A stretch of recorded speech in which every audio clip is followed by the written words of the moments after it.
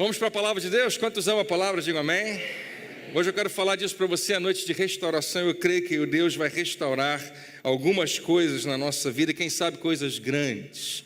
Eu creio que essa é uma noite de restauração de emoções, restauração de vidas, restauração do seu corpo, talvez, que precisa ser restaurado, restauração de casamento, restauração de relacionamento.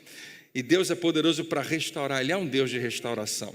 Eu quero lembrar junto com você de uma passagem, de muitas que a gente poderia ler, onde restauração acontece e a gente vai aprender um pouco como Jesus fez. E como aquele que foi restaurado também respondeu ao que Jesus fez. Quem está pronto para isso aqui hoje, diga amém. Eu quero começar lendo a passagem de Lucas no capítulo 6. Essa mesma passagem você vai encontrar tanto em Mateus quanto também em Marcos. Interessante que esses três homens, Mateus, que andou pertinho de Jesus, Marcos, que mais tarde ouviu, possivelmente do próprio Pedro, uma das pessoas mais próximas de Jesus, testemunha ocular de milagres e sinais, também registra, talvez pelos olhos de Pedro, pelas palavras de Pedro, o mesmo acontecimento marcante. E Lucas, que é um grande investigador do Novo Testamento, que vai atrás de todo mundo e faz muitas entrevistas, e no primeiro capítulo ele diz que ele foi sério nessa questão, ele escreve com o máximo de exatidão possível um fato histórico, a transformação da vida de um homem, a restauração que eles sabem que só Deus poderia fazer, e faz através do seu Filho Jesus. Eu e você temos uma história semelhante, a nossa vida foi completamente transformada por um encontro com o Senhor Jesus. Se você teve um encontro com Jesus, é por isso que você é um filho de Deus hoje.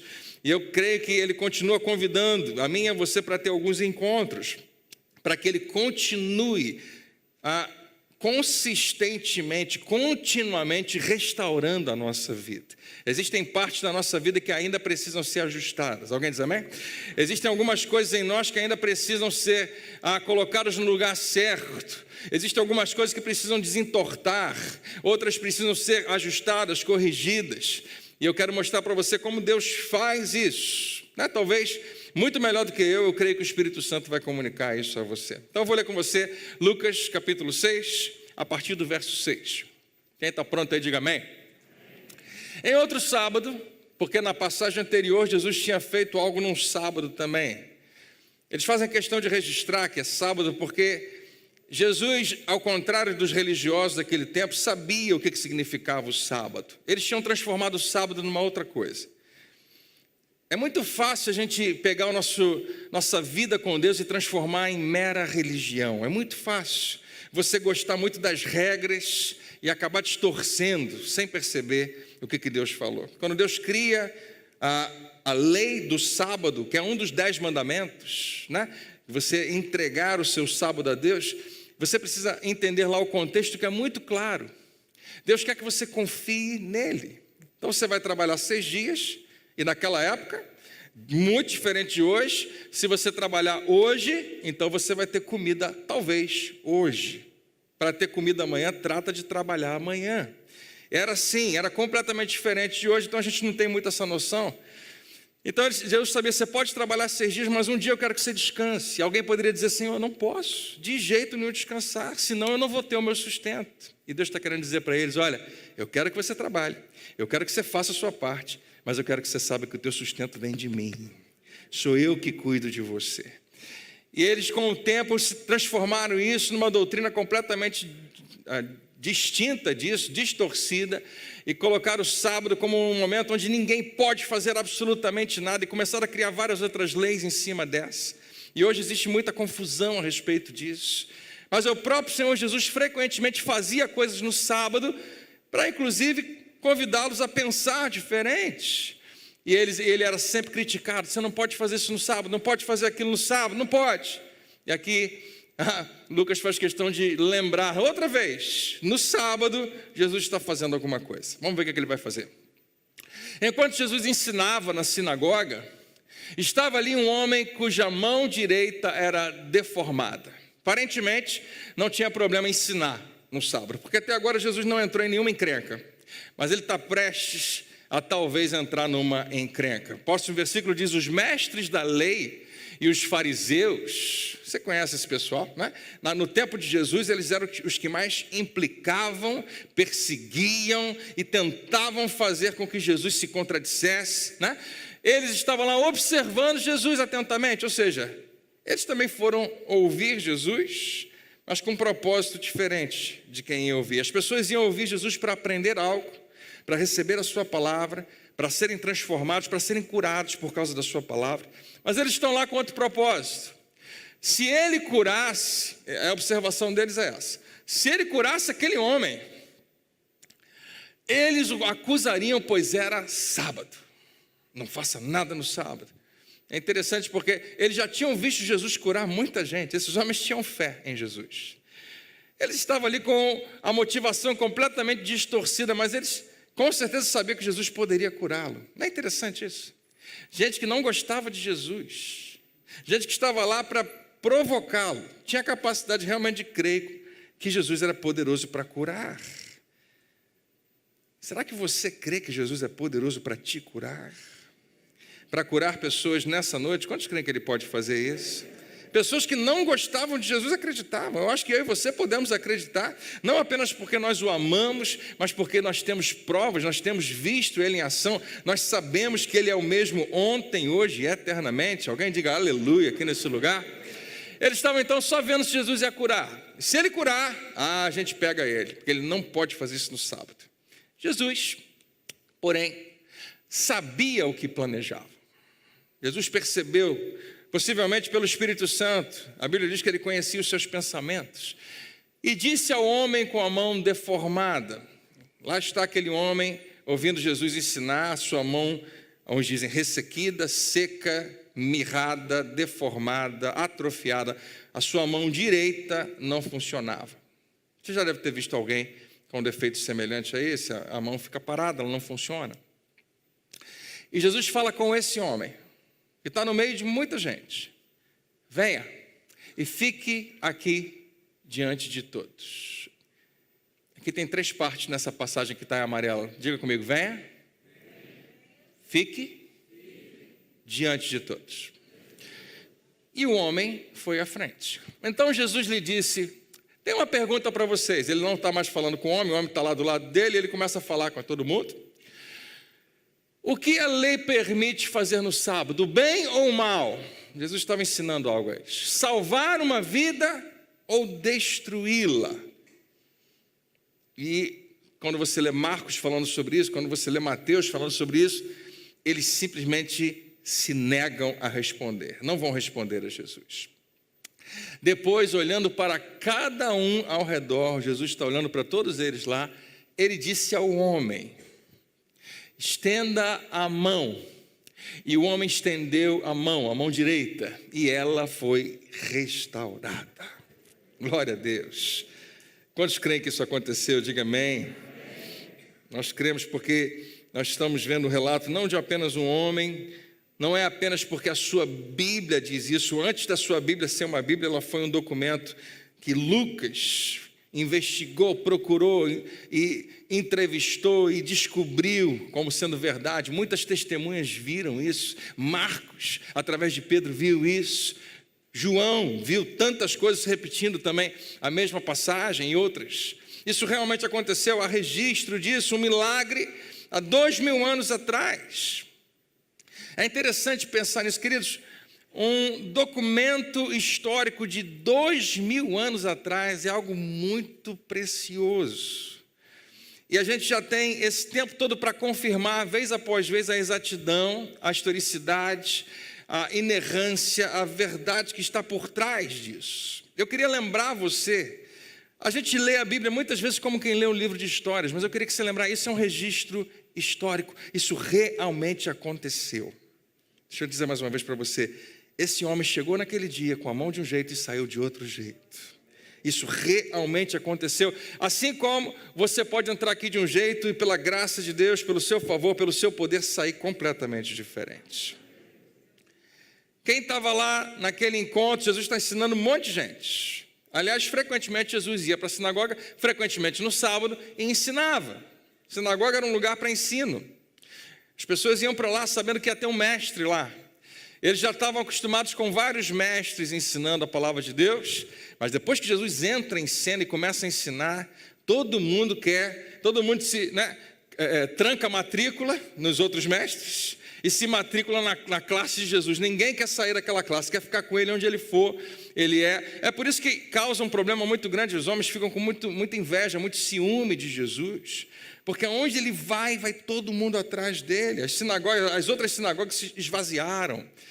É frustrante quando você tem um grupo de pessoas que aparentemente depende de você, que você está ajudando, abençoando, de repente aquele pessoal todo desaparece, porque acharam uma pessoa melhor do que você. Causou uma inveja muito grande neles, e mais tarde, os escritores dos evangelhos vão dizer que foi por inveja que eles quiseram matar Jesus. Interessante. Inveja é um negócio extremamente perigoso. Isso é uma outra pregação, mas o primeiro assassinato que acontece na história da humanidade acontece por causa de inveja. Acontece por causa de alguém que não compreendeu que era tão amado quanto o seu irmão. Você conhece a história, a gente não vai contá-la hoje, uma história de Caim e Abel. Mas esses homens estavam o tempo todo preocupados. A gente tem que arrumar um jeito de publicamente humilhar Jesus, arrumar um jeito dele falar alguma coisa ou fazer alguma coisa que vai ser contra a lei de Moisés, vai ser contra Deus. Então, frequentemente, eles procuravam Jesus, e no sábado era um ótimo momento de fazer isso. Se ele fizer alguma coisa errada no sábado, se ele fizer alguma coisa que não pode ser feita no sábado, nós vamos acusá-lo. Esse é o contexto. Os religiosos estavam lá, mas no meio de um monte de gente, de um monte de religiosos, tinha esse homem. E nós não sabemos o nome dele, nós não sabemos quem ele era, mas ele está lá no meio dessas pessoas, e o que é muito interessante, ele se torna o protagonista de uma história que fica registrada por toda a eternidade. Glória a Deus. Eu quero separar essa nossa mensagem hoje em 3 partes, e em cada uma delas você vai perceber que tem algo a ver comigo, com você. O drama desse homem, as atitudes de Jesus e a resposta do homem. Isso tem tudo a ver comigo, tem tudo a ver com você. Frequentemente nós vivemos um drama na nossa vida. Nós vivemos um desafio, uma dificuldade, um problema.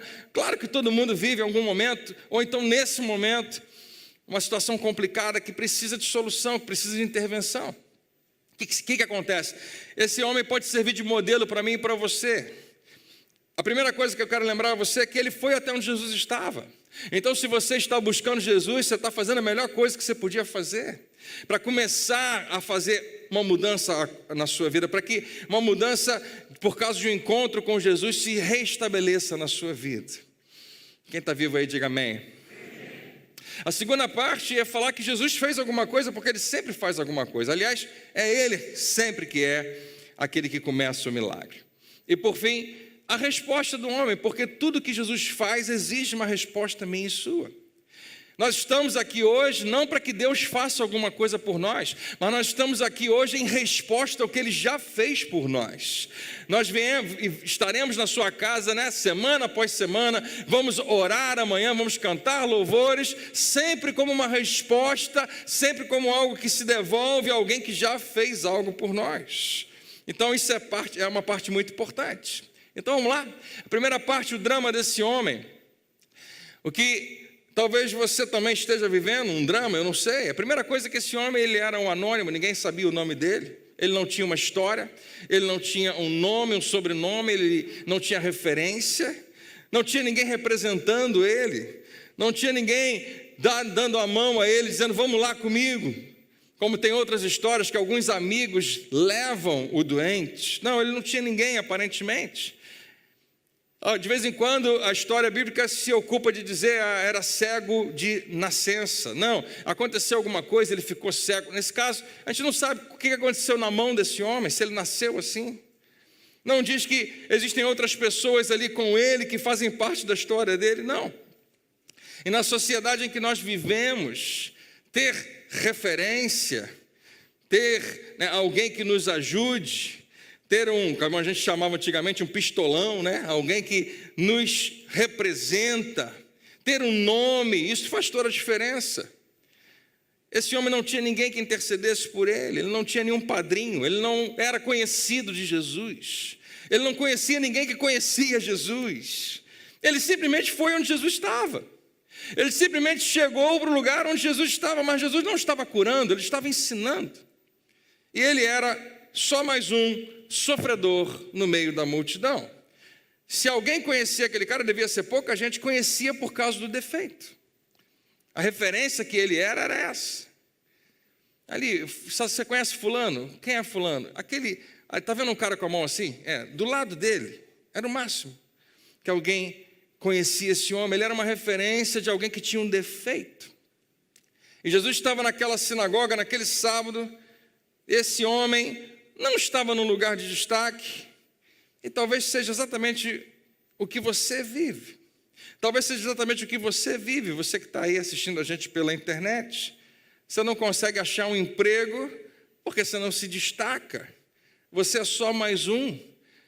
Você sempre pensa naquela relação candidato-vaga e você pensa sempre que você vai sobrar porque você é só mais um. E você deve pensar, eu sou só mais um entre as pessoas da igreja, entre as pessoas do trabalho, entre as pessoas da família, seja o que for. E é possível, sim. É possível que você seja só mais um, mas deixa eu te falar uma coisa. Aos olhos de Deus, você é uma pessoa extremamente especial. Deus, ele tem um olhar muito específico e muito especial para a sua vida. Você é tão especial que ele envia o seu único filho, Jesus, para morrer na cruz, no Calvário, por você. Você crê nisso? Amém? Se esse homem já era alguém que não era conhecido, talvez conhecido apenas pela sua enfermidade, essa era uma outra coisa que ele carregava, uma doença. E é muito ruim quando você não apenas ficou doente, mas é doente. O que acontecia é que um homem que tinha uma mão ressequida, especialmente a mão direita, ele era rejeitado pela lei. Se você ler Levítico capítulo 21, você vai descobrir que esse homem, por causa do defeito, por causa da doença, jamais poderia ser um líder. Mas ele tem ótimas habilidades em outras áreas, ele é uma pessoa que pensa para frente, ele é proativo, não importa. Pela lei ele não poderia ser um líder. Ele tinha que viver sempre escondido. E é verdade, queridos, a razão por que Jesus Cristo veio é para nos lembrar que a lei faz isso, a lei também nos rejeita.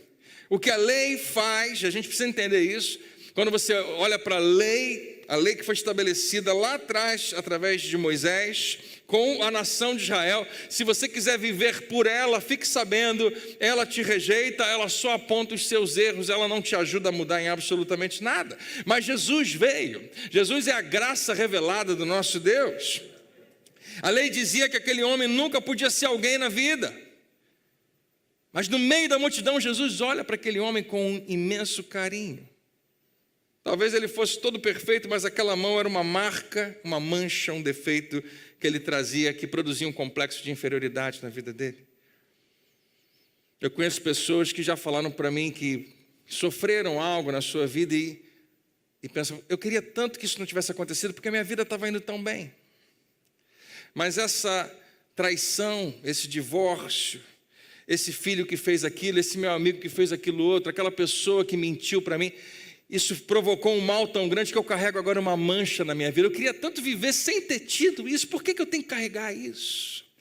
Por que eu vou viver a minha vida inteira e eu nunca vou esquecer daquele mal que foi feito a mim? Eu já contei para você, né? Da cicatriz. Você carrega a cicatriz a vida inteira.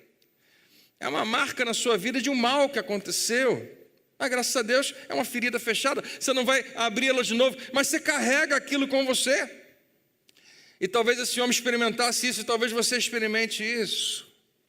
A sua mão defeituosa era a direita, e Lucas faz questão de dizer isso. Lucas é mais detalhista. E claro, a Bíblia fala muito sobre a mão direita. Se você é canhoto, não se sinta diminuído. Eu não sou canhoto, mas os canhotos são a minoria, não é a maioria das pessoas. Mas quando a Bíblia fala de mão direita, ela é símbolo de força. Mas para esse homem, e naquela época então, há muitos anos atrás, as coisas eram feitas para os destros. Para esse homem, tudo era o contrário. Olha que drama. Quem sabe também a sua mão direita espiritual, a sua força espiritual também está seca hoje.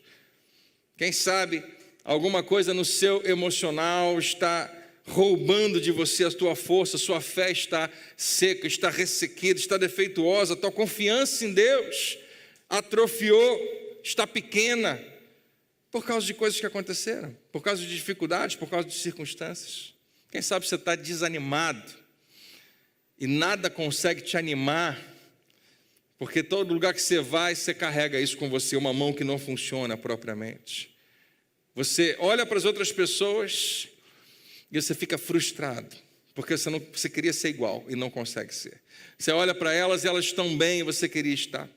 Tem momentos na nossa vida que a gente vibra com o testemunho das pessoas. Tem outros que a gente fica com raiva do testemunho das pessoas. Já experimentou isso? Não conta para ninguém, é feio demais se você falar isso, né? Mas alguém disse, olha, Deus me abençoou tanto, né? Deus fez isso aqui na minha vida, e você olha assim, Senhor, por que não? Só o outro irmão, amém, irmão, estou feliz por você. Ô pai, por que não acontece comigo, né? Alguém vem e testemunha assim, gente, na pandemia, com tudo que aconteceu, eu perdi emprego num dia, 2 dias depois, eu já estava trabalhando num lugar, recebendo o dobro do salário. Todo mundo, aleluia. Você, meu Deus, Senhor, durante a pandemia, eu não perdi emprego, eu estou trabalhando mais, ganhando menos, né? Não sei. E tem coisas que você olha para as outras pessoas e não consegue evitar se comparar com ela, e você fala, eu não queria estar assim, eu não queria ser assim. Talvez você esteja fraco, abatido, desanimado, mas eu quero te dizer, Jesus quer te curar nessa noite. Por fim, esse homem experimentava a pressão da religião, que tem uma força imensa na nossa vida. Porque era sábado, era o dia do repouso, era o dia separado para adoração. Está lá um grupo de pessoas, enquanto ele está lá, Jesus está lá, talvez esse homem pensasse, Jesus cura, eu posso ser curado. Se existe chance de eu ser curado, eu estou perto dela, mas de repente ele olha para o lado e começa a ver um monte de gente que está ali para atrapalhar o negócio. E é verdade, na nossa vida existem pessoas que elas não sabem disso, e algumas sabem, mas que muitas vezes vão atrapalhar, ou aparentemente atrapalhar o que Deus queria fazer na nossa vida. Que pressão, ele está no lugar da bênção, o dono da bênção está lá, mas parece que tem alguém tentando roubar a bênção dele. Os religiosos queriam atrapalhar a vida dele.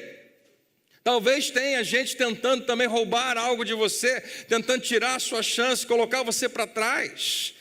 A maioria dos ambientes de trabalho parece que reina essa cultura de que a melhor maneira de eu me sobressair é se você for diminuído.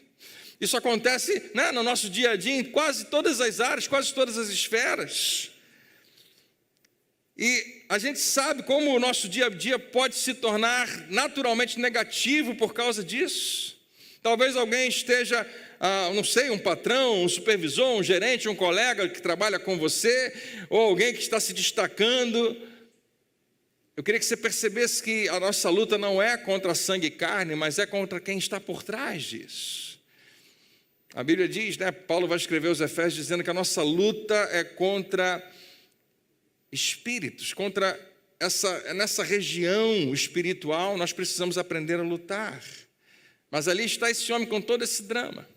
Ninguém conhecia, carregando uma doença, com um problema que não deixava ele fazer absolutamente nada, era sua mão direita. Os religiosos estão querendo atrapalhar, mas Jesus está lá e ele não vai deixar isso assim. Jesus está prestes a entrar em ação. E a segunda parte é as atitudes de Jesus. Quando Jesus entra em ação, claro, alguma coisa vai acontecer. A primeira coisa que Jesus faz é sondar os pensamentos. A Bíblia fala que enquanto tudo isso está acontecendo, quando a câmera vai para Jesus, e a primeira narrativa sobre ele é que Jesus sabia o que estava acontecendo. Jesus entendia o ambiente. Queria falar que na sua vida, ele sabe muito bem tudo o que está acontecendo que você não consegue ver. Que o que quer que seja a razão, a origem do problema, que você acha que é uma, ele sabe exatamente qual é. Ele sabe exatamente aonde trabalhar. Ele sabe qual é o pensamento das pessoas ao seu redor, ele sabe quais são os seus pensamentos. Jesus sabe qual é o pensamento daqueles religiosos. Estão só esperando ver se eu vou curar, para me acusarem. Mas Jesus também sabia quais eram os pensamentos daquele homem. Possivelmente, dirigido pelo Espírito, ele sabia que aquele homem estava pronto para receber algo dele. Jesus conhecia o que estava acontecendo no reino espiritual. E diante de tudo que ele mapeou, tudo que está acontecendo naquele ambiente, ele destaca um olhar especial para aquele homem. Queria que você soubesse, né? Você está aí escondidinho no seu lugar, parece que ninguém conhece você. Jesus está olhando bem nos seus olhos e sorrindo para você. Ele destaca um olhar especial a você. Jesus também conhece os seus pensamentos. E Ele está nesse momento olhando para você com o desejo de transformar, de restaurar coisas na sua vida. Você crê nisso? Diga amém. Segunda coisa que Jesus faz é que Ele vai direto ao assunto, Ele se dirige ao homem. Ele vai conversar com esse homem. Jesus está ensinando na coletividade, está falando com um monte de gente. Mas eu queria que você soubesse que Jesus conhece cada um individualmente. É importante você lembrar disso. É fácil a gente ouvir. Você já deve ter ouvido algum pregador falando isso, com certeza. Não é que Deus tem algo para você, específico para você, Ele quer falar com você. E a nossa mente muitas vezes não absorve. A gente só pensa, que bom, Deus está fazendo algo na vida das pessoas. Mas se você parasse, ficasse tudo escuro aqui, e tivesse uma luz só em você, tivesse um foco de luz, pum, na sua cara, e todo mundo desaparecesse, e Jesus dissesse para você hoje: eu te conheço, eu sei quem você é, eu amo você, eu sei qual é o seu nome, a sua história, a sua bagagem, eu sei tudo que você enfrentou, e sabendo de tudo que você fez, tem feito e vai fazer, eu pago o preço que for para ter você como filho de Deus. Se você soubesse que Ele tem algo com você e não apenas com todos nós. Nos últimos anos cresceu muito o ensinamento sobre autoestima. Alguém descobriu que era muito importante lembrar a você que você é especial. Ou que você tem coisas boas. Porque foi crescendo também, e a gente não percebeu, mas com uma força gigantesca, talvez pela nossa herança familiar, talvez por uma série de questões emocionais que a gente não tem controle, foi crescendo esse negócio de que a gente não consegue enxergar valor na gente. Quase todos nós, eu não sei se todos, mas quase todos nós temos sérias questões de segurança, nós somos inseguros em muitas coisas. Eu venho aqui em cima. Você gostou do meu novo modelito? Estou agora me vestindo diferente. Faço uma pose de que é uma pessoa muito segura, que sabe o que está fazendo, que sabe o que está falando. Falo com alguma eloquência, falo alto, falo baixo. Você deve ter a impressão de que eu sou um cara muito seguro, mas não se engane. Eu sou muito parecido com você em muitos aspectos. Eu tenho muitas questões que não estão bem resolvidas. Eu acho que todos nós temos isso. E Deus sabe disso. Mas há algo que, em geral, vai crescendo dentro da gente, que nos diz o tempo todo que a gente não consegue, que a gente não é capaz, que a gente não vai conseguir, que quem sou eu para fazer qualquer coisa? Eu queria que você soubesse de todo o coração, eu não subo aqui porque eu acho que eu sou alguma coisa, eu tenho plena convicção de que não sou absolutamente nada, eu estou aqui pela graça de Deus. Mas isso não muda o fato de que Ele quer que eu saiba que para Ele eu sou muito precioso. Que Ele quer que você saiba que Ele pagou um preço muito alto por você. Quanto você vale? Você, mulher, está com um brinco bonito hoje. Você sabe quanto custou esse brinco? Talvez você tenha ganhado de presente, melhor que você nem saiba. Mas você sabe quanto custou a sua bolsa, o seu sapato, a sua camisa?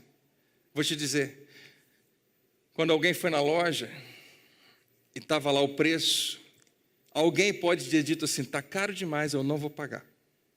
Outra pessoa pode ter dito, está ótimo, eu pago. Está caro, mas eu vou pagar porque é o valor. No final das contas, as coisas têm o valor que alguém está disposto a pagar. Você já tentou vender um carro achando que ele valia 20 mil e só pagavam 10? É duro de aceitar isso. Uma casa, alguma coisa assim. Mas qual é o valor real daquilo? É o que alguém está disposto a pagar. Como é que a gente sabe qual é o seu valor real? Só tem um jeito. Tem que botar você em cima do banquinho e perguntar quem dá mais. Quanto que alguém quer pagar? E antes que alguém possa dar qualquer lance, Jesus levanta a mão e diz, eu vou pagar. e eu vou pagar o maior preço que alguém poderia pagar, porque não tem como pagar de outro jeito, você tem um valor imenso para Ele.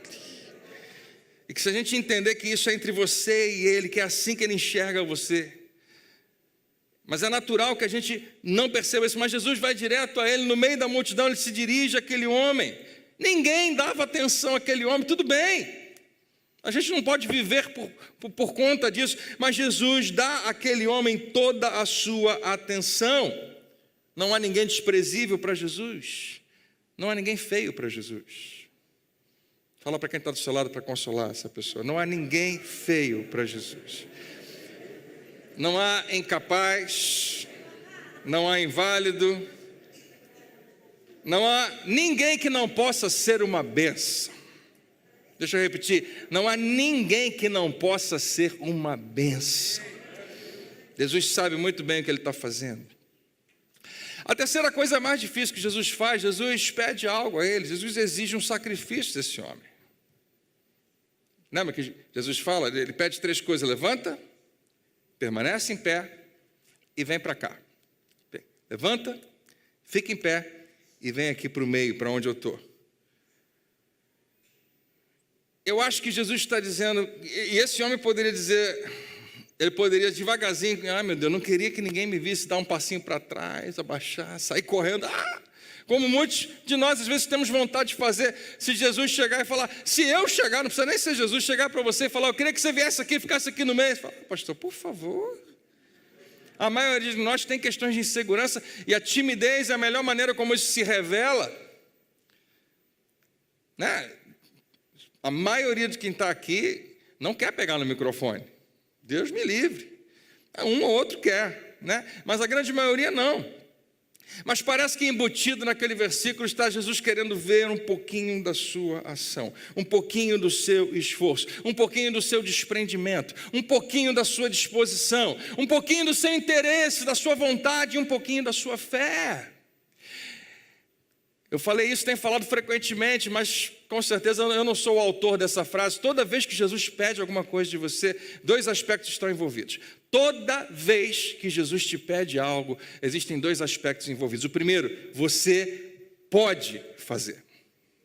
Jesus nunca te pede algo sabendo que você não pode fazer, obviamente. Segundo, custa alguma coisa. Pode ser pouquinho. Às vezes, muito pouquinho. Pedro, lança as redes outra vez. Pedro, a gente já tentou, não conseguiu. Tá bom, mas não custa nada. Custa só talvez lavar a rede outra vez, então eu vou lançar. Pode custar muito mais. Você quer me seguir? Vende tudo que você tem, dá aos pobres e vem comigo. Não vai dar, Jesus.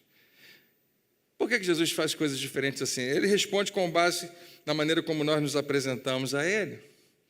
Mas Ele nunca vai te pedir algo que você não pode fazer, sempre custa alguma coisa. Ele pede algo que vai custar um pouco desse homem. Jesus tem todo o poder. Quantos dizem aleluia?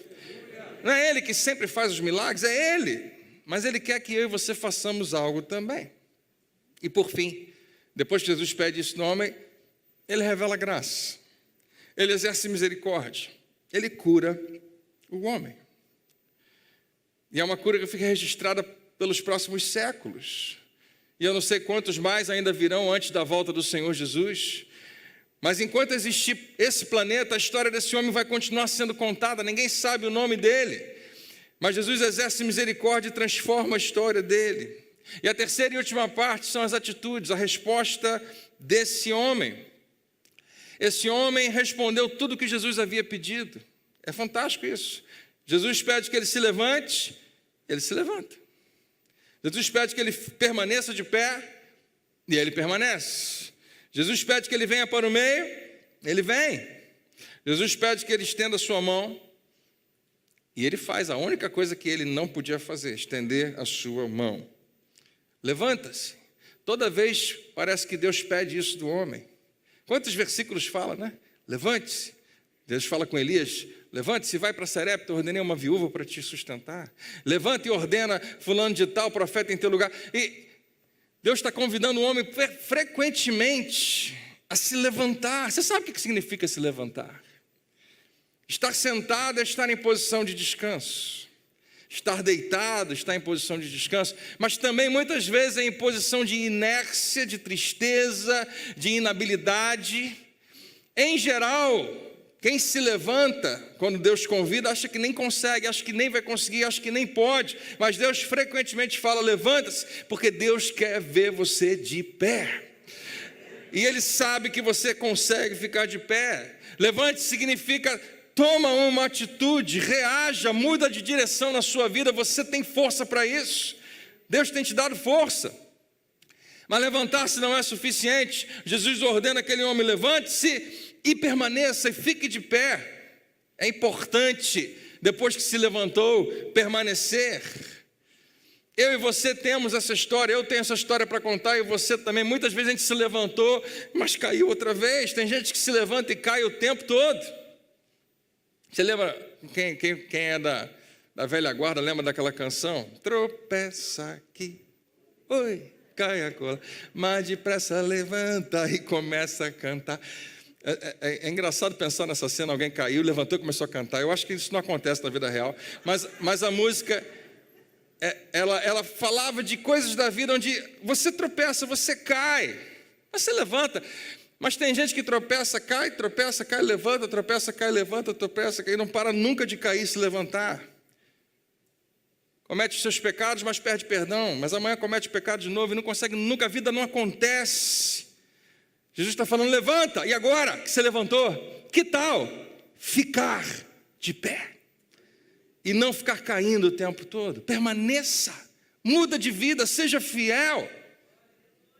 Por fim, ele convida o homem a vir para onde ele está, a vir para o meio. Eu acho linda essa expressão, quando Jesus fala isso, vem para o meio.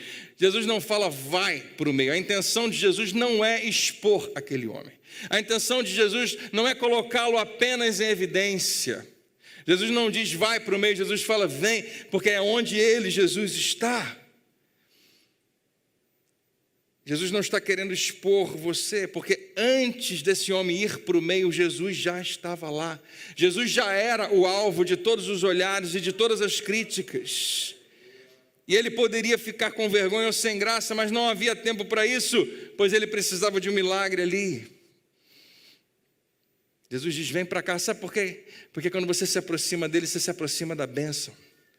Quando você vai para o meio, quando você se aproxima dele, você se aproxima da tua resposta. Você vai para onde está a tua vitória, para onde está a tua cura, onde está o teu milagre. Sempre vai ser na presença dele que você vai encontrar segurança. Ele está dizendo, vem para perto de mim. Você se levantou, você ficou de pé, vem para cá, vem para perto de mim. Vir para perto de Jesus significa ouvir Jesus, tocar em Jesus, sentir Jesus, ter comunhão com Jesus.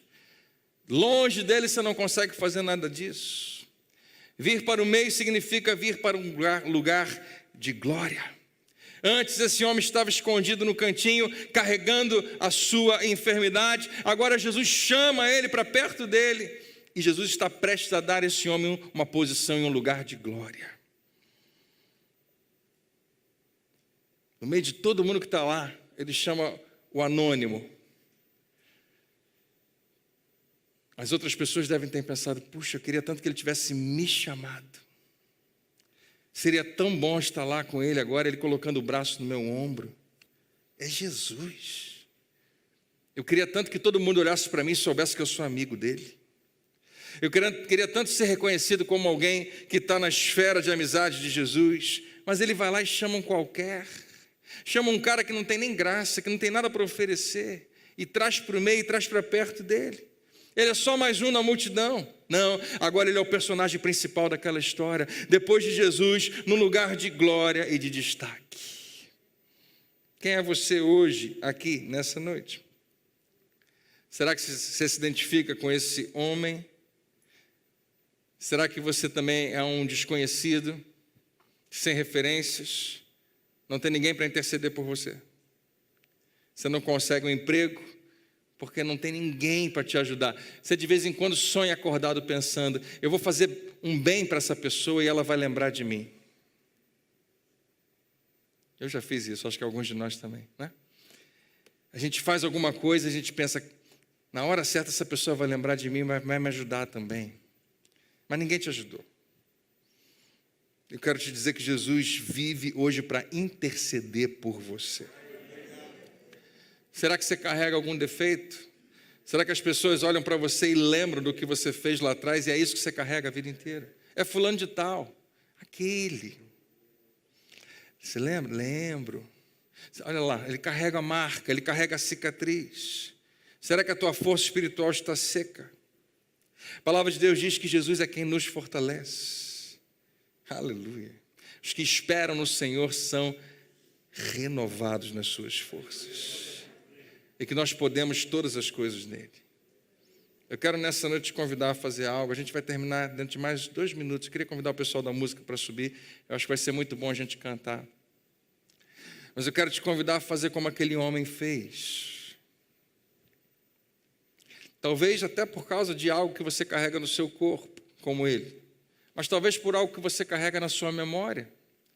Talvez por causa de algo que você carrega nas suas emoções. Talvez por causa de alguém que você carrega com você, um relacionamento.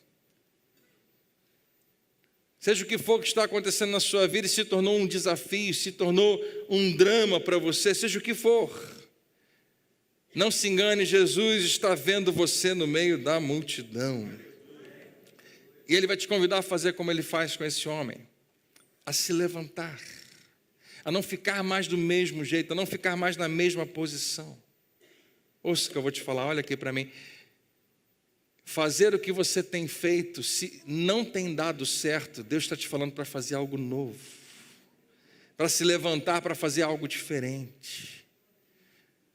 Para ser inspirado pelo seu Espírito a um plano novo.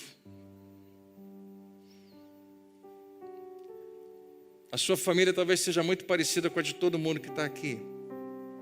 E eu prometo a você, todo mundo que está aqui já teve, tem ou vai ter crises, problemas nos relacionamentos. Faz parte. Você sabe o que acontece frequentemente quando nós temos crises familiares, crises no casamento, crises na nossa paternidade, na maternidade, em ser filho, filha, irmãos. O que acontece frequentemente, a gente quer que Deus mude as coisas e quer que mude as pessoas. A gente nunca pensa que Ele pode nos mudar.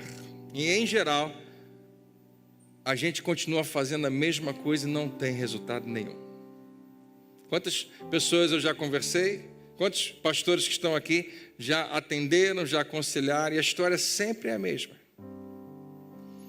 Eu fiz isso, mas não deu certo. E eu fiz de novo e não deu certo. Eu continuo esperando, mas não dá certo. Talvez seja a hora de fazer outra coisa. Talvez seja a hora de mudar a sua atitude. Em geral, a gente quer que o outro faça alguma coisa, a gente fica esperando que aconteça. Talvez seja nessa questão do emprego, da profissão, do trabalho, do sustento. Você se acostumou a esperar que as coisas acontecessem. Não, mas eu já peguei currículo, já fiz isso, aquilo outro. Você já parou para perguntar o que Deus quer para você? Você já realmente buscou Ele? Senhor, eu quero fazer a Tua vontade. Deixa eu dizer para você, no meio da multidão, Jesus está olhando para você hoje. Ele te convida a levantar-se, a permanecer de pé. É a parte mais difícil, eu prometo a você. A parte mais difícil é essa. Permanecer. É aí que a maioria se perde. E cai de novo. Senta de novo, deita de novo. E demora de novo a levantar. Mas se você levantar e permanecer, e você consegue fazer isso, Ele vai te convidar a fazer algo, e se você obedecer, eu acho fantástico. Jesus sabe tão bem o que Ele está fazendo. Você conhece um pouquinho da história no ministério de Jesus? Quantas pessoas Ele curou? A Bíblia fala de milhares de pessoas curadas por Jesus. E algumas histórias que são contadas, Jesus dá crédito à fé daquela pessoa. Ele fala, tua fé te salvou. Seja feito conforme a tua fé. Assim como você creu, assim aconteça com você. Até onde você consegue crer, é ali que vai acontecer. É com base na tua confiança em Deus. Frequentemente isso acontece. Jesus, o tempo todo está querendo saber se você confia nele. E aí ele vai, em alguns relatos, ele simplesmente manda uma palavra, vai, teu filho vive, pode voltar para casa, teu servo está bem. Uma mulher vai lá e toca nele, e o poder de Jesus flui para ela, e tudo, ele dá crédito à fé das pessoas. Mas em alguns, pelo menos em 10 dos 20 relatos que você vai ver, Jesus manda a pessoa fazer algo. Vai e se lava no tanque de Siloé, vai e Jesus faz alguma coisa, e ele chega para esse cara, que tem a sua mão direita encolhida, atrofiada. E assim como ele fala com o paralítico que está deitado no chão, levanta, ele pede a esse homem para fazer a única coisa que ele não consegue. Se esse cara fosse um pouquinho assim, bem-humorado, Jesus fala, levanta a sua mão direita daquele e levanta a esquerda. Não, rapaz, não é a esquerda, levanta a mão que está atrofiada. Jesus, eu consigo levantar essa, eu consigo levantar a perna, eu consigo levantar outra, eu consigo piscar, mas você está me pedindo a única coisa que eu não consigo fazer. Não. Sempre que Jesus te pede algo, Ele sabe que você consegue. E você pode retrucar, mas pastor, eu não consigo. Eu nasci assim, a mão não sobe. Eu já fiz isso. Não, é quem eu sou, eu não consigo. Deus me fez desse jeito, eu não posso fazer nada. A vida me fez assim, as circunstâncias me tornaram assim. Por que você vai me pedir para fazer a única coisa que eu não posso fazer? Não, eu estou te pedindo algo e eu sei que você pode. E agora uma ilustração que eu acredito. Você não precisa acreditar assim. Mas quando Jesus pede aquele homem para levantar a sua mão, a mão que está encolhida, mirrada, que nunca funciona, esse homem fez algum esforço. Ele realmente não conseguia levantar a sua mão, senão ele já tinha feito isso antes. Mas o pouquinho que ele consegue fazer, e ele começa a movimentar, e talvez comece a tremer a sua mão, e ele começa a fazer algum esforço, e ele só consegue vir até aqui. O Espírito Santo pega e faz o restante.